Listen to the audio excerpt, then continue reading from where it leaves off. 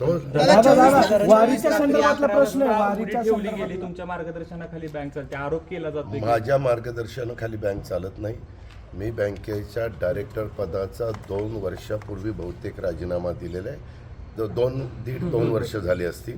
त्याच्यावर तसं बघितलं तर मी एका त्या बँकेच्या विकास सोसायटीचा एक सभासद आहे, ज्याच्यावर आम्हाला पीक कर्ज मिळतं, दीर्घ मुदतीचं कर्ज मिळतं. अशा पद्धतीने माझा काही संबंध नाही. तरी देखील कुणाला काही वाटत असेल तर चौकशी करणं हे प्रत्येकाचं काम आहे. चौकशी करावी, जे कोणी दोषी असतील त्यांच्यावर कारवाई करावी. मला जसं तुम्ही बँकेच्या संदर्भातला प्रश्न विचारताय तसं समोरच्या पॅनलचं सगळंच राजकारण पतसंस्थेत काय शरद संकुलमध्ये चालतं. त्यांनाही कायद्याने ती पतसंस्था आहे, सहकारी नियमाने तिथं पतसंस्था आहे, विकास सोसायटी आहे, दूध सोसायटी आहे. 3 संस्था असताना तिथं तर कुणाला बसताही येत नाही. मी पण म्हणजे माझ्या कार्यकर्त्यांनी तक्रार केली असती तर तिथंही त्यांनी सील ठोकलं असतं. कारण तुम्हालाही माहिती आहे की ज्या दिवशी उमेदवारी आचारसंहिता सुरू झाली तेव्हापासून ते सगळेजण तिथंच त्यांचा अड्डा आहे, तिथंच त्यांचं ऑफिस असल्यासारखं आहे. पण मला कुणी सांगितलं आहे कारण मला ते तसल्यात पडायचंच नाही, ज्याचं त्याला लखलाप. तुम्ही अगदी पीडीसीसी बँकेमध्ये तिथं जे मी निळकंठेश्वर पॅनल उभं केलेलं आहे त्या पॅनलचा एक तरी सदस्य होता का? कुणी त्याच्यामध्ये नव्हतं. आता जे कुणी असेल त्यांना प्रश्न विचारा. मात्र तिथं आत्ताही तिथं लोक बसलेलीच असतील आणि तुम्हालाही माहिती आहे. पण तुम्ही एक अक्षराने सांगणार नाही की सहकाराच्या नियमाप्रमाणे ह्याही पतसंस्थेमध्ये आचारसंहितेच्या काळामध्ये कुणालाही बसता येत नाही, तिथं बसून पॅनलचा प्रचार करता येत नाही, यंत्रणा राबवता येत नाही, याद्या तिथं करता येत नाही. काय ते एजंटचे फॉर्म वाटप असेल, काही असेल. काल पण रात्री तिथं बसूनच सगळं राजकारण चाललं होतं. मला रात्री पण फोन आले, दादा आत्ता तिथं स्क्वॉड पाठवा, बघा काय होतंय. ते काय करायचंय, ज्याचं त्याला लखला.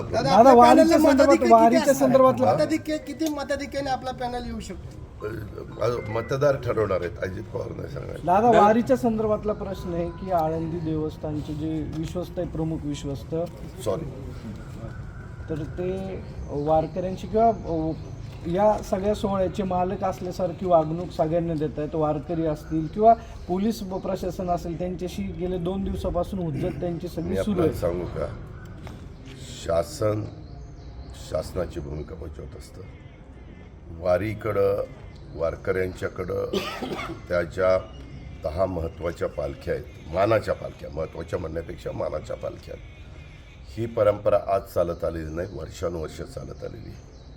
आम्ही फक्त काय करतो, त्यांच्या नियमाप्रमाणे त्यांच्या ठरवलेलं ते जे काही त्यांचे अधिकार असतील किंवा त्यांचं ते मंडळ असेल किंवा त्यांचे पदाधिकारी असतील ते त्यांच्या पद्धतीनं ते ठरवत असतात. आम्ही फक्त तिथं प्रचंड काही लाखाचा जनसमुदाय असेल तिथं कुठंही काही गडबड होऊ नये, तिथं चेंगराचेंगरी होऊ नये, तिथं नीटपणे सगळ्यांना दर्शन घेता यावं, नीटपर्यंत तिथली कायदा सुव्यवस्था चांगली राहावी, ह्या प्रकारचं काम आमची पोलीस यंत्रणा करते.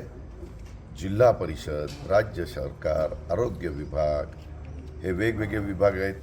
ते सगळे विभाग त्यामध्ये आम्ही जबाबदारी देतो. यावेळेस देहू आणि आळंदी इथून पालख्या ज्या महत्त्वाच्या अनेक महाराष्ट्रातनं अनेक भागातनं निघतात, त्यानंतर ह्याच्यामध्ये सामील होतात. परंतु ह्या 2 पालख्या महत्त्वाच्या त्या निघाल्यानंतर त्याच्या संदर्भात आधी जी बैठक घ्यायची होती ती राज्याच्या मुख्यमंत्र्यांनी घेतली, संबंधित जे पालकमंत्री आहेत त्यांनी घेतली, म्हणजे सोलापूरचे पालकमंत्र्यांनी, मी त्याच्यामध्ये घेतली, अधिकाऱ्यांनी घेतली, चीफ सेक्रेटरीने घेतली, विभागीय आयुक्तांनी घेतली. विभागीय आयुक्त तर त्या दिवशी मी मीटिंग घेत होतो त्यावेळेस जाताना ते माऊलींची पालखी जी जाते आळंदीवरून पंढरपूरला ज्या रोडनी, त्या रोडनी गेले. येताना पंढरपूरहून देहूवरून जी पालखी निघते संतश्रेष्ठ तुकाराम महाराजांची, त्या रोडनी आले का. तर सगळ्या गोष्टी नीटनेटक्या आहेत का, इतकं बारकाईनं आमच्या सरकारी यंत्रणेचं काम केलेलं आहे. आम्ही स्वच्छता पण लगेच सगळ्या फार व्यवस्थित सिस्टमॅटिक केलं आहे. आम्ही जवळपास 1400 मानाच्या पालख्यांच्या 1400 दिंड्यांना प्रत्येकी 20,000 रुपये दिलेले आहेत. त्यामध्ये ज्या ग्रामपंचायती येतात, ज्या नगरपालिका येतात, त्यांचाही खर्च होतो. तो खर्च देखील त्यांना करण्याच्याकरता आपण शासनाकडनं अनुदान दिलेलं आहे. पिंपरी चिंचवड महानगरपालिका, पुणे महानगरपालिका आर्थिक बाबतीत सक्षम असल्यामुळं ते त्यांच्या भागातनं पालखी जात असताना त्यांचा सगळा बंदोबस्त करतात आणि ह्या प्रकारे हे सगळं चालतं. आता तुम्ही त्या पालखीच्या संदर्भातले जे महत्त्वाचे लोक आहेत त्यांच्याबद्दल आम्हाला हस्तक्षेप करण्याचा अधिकार नाही आहे. त्यांनी त्यांच्या काम करावं, आम्ही आमचं काम करतोय. दादा, दादा, तुम्ही बारामती ते पालखीमध्ये- काटेवाडी आपण गेल्या वेळेस पायी प्रवास केला होता. यंदा पालखीचं स्वागत कसं करणार? मी आत्ता आज रात्री मी तो 4 दिवस बारामतीमध्ये होतो. मतदान संपल्यानंतर 6 वाजता पेटर सील झाल्यानंतर मी मुंबईला किंवा कुठं मला जायचं आहे तिथं मी जाईल. मी सोमवार, मंगळवार, बुधवार मुंबईमध्ये आहे. मी अजून ते पुढच्या काही गोष्टी, कारण काय झालं 30 तारखेला अधिवेशन सुरू होतं आहे पावसाळी 30 जूनला. त्याच्यामुळं पुरवणी मागण्या, इतर गोष्टी या सगळ्याच्याबद्दलच्या बैठका उद्यापासून माझ्या त्या बाबतीमध्ये सुरू होती आणि ते सगळी जी काही वित्त विभाग म्हणून, नियोजन विभाग म्हणून आम्हाला आमची जबाबदारी पार पाडावी लागते विभागाला, ती पार पाडण्याच्याबद्दल मुख्यमंत्री, उपमुख्यमंत्री ह्या मान्यवरांशी चर्चा करून आम्ही त्या कामात आता स्वतःला झोपून देणार. दादा, राजकीय प्रश्न आहे. 2 दिवसांपूर्वी दोन्ही शिवसेनेचा वर्धापन दिन झाला. उद्धव ठाकरे आणि राज ठाकरे एकत्र येऊ नये, त्यासाठी उद्धव ठाकरे असं म्हणले की भाजपचे जे नोकर आहेत जे मालकाचं काम करतात त्यांना असं वाटतं की 2 मराठी माणसं एकत्र येऊ नये. No comments. आदित्य तटकरे आणि त्या जमिनीच्या संदर्भातही आरोप शिवसेनेकडून आता केले जात आहेत. कुणावरही आरोप केले तरी त्या आरोपाचे पुरावे द्यावे लागतात. त्या आरोपाच्या संदर्भामध्ये पुरावे दिल्यानंतर त्यात तथ्य असेल तर चौकशी होते. चौकशीमध्ये वस्तुस्थिती उघड होते. असे राजकीय जीवनामध्ये काम करत असताना अनेकांच्यावर आजपर्यंत आरोप झालेले आहेत आणि त्याच्याबद्दलच्या चौकशा होऊन जे काही वस्तुस्थिती आहे ते लोकांच्या समोर आलेली आहे.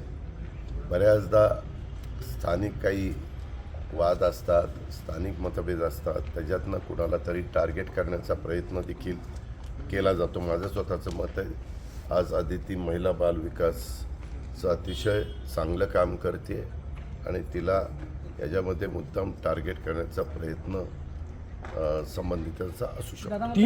3 आमदार एका महिलेसाठी एकत्र येत आहेत. काही पूजा ज्या आहेत आगोरी सांगितलं ना, आगोरी त्या पूजा होते. संदर्भामध्ये आम्ही तो महायुतीतले आम्ही 3 घटक आहोत. आम्ही त्याच्याबद्दल बसून चर्चा करून निर्णय घेऊ ना. दादा, मात्र एका आपण आमदारांना काळजी करू नका. आगोरी अशी भाषा वापरली की भरत गोगावलेंकडे जे बोर्ड दाखवले चला, ते बोर्ड तुम्ही काय सुद्धा करा. आंदोलन. आगोरी पूजेसह